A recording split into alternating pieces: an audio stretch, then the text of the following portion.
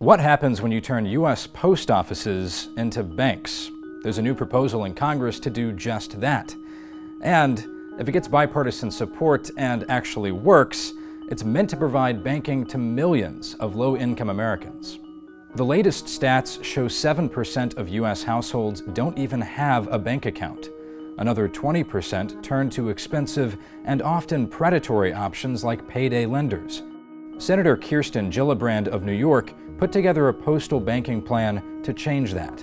And other senators in support of that plan have had their sights set on payday lenders for years. What we are now seeing is usury and loan sharking taking place by some of the largest financial institutions in this country. Now, there are a couple different ways that Congress could build banking into the Postal Service. The first approach would just cover the basics. That means offering low-dollar checking accounts and debit cards to low-income earners. That would at least offer basic financial services to all Americans, regardless of wealth. And it probably wouldn't be too tough politically because the big banks typically aren't interested in these customers anyway.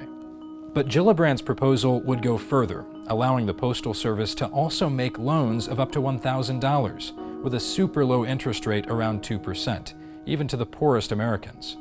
Because many of those loans would be at risk of not being paid back, some experts say that interest rate will have to be higher, maybe 25%. But that would still be a lot lower than rates from payday lenders, which often have people pay back 3 or 4 times what they borrowed. That means the U.S. Postal Service could drive many payday loan lenders out of business. That's bound to fire up the industry's lobbyists in Washington, as well as many small government Republicans who wouldn't be too thrilled with the idea of a government-run institution competing against private business. There's also concern that a poorly run postal banking service could turn into a burden for taxpayers, or even require a bailout.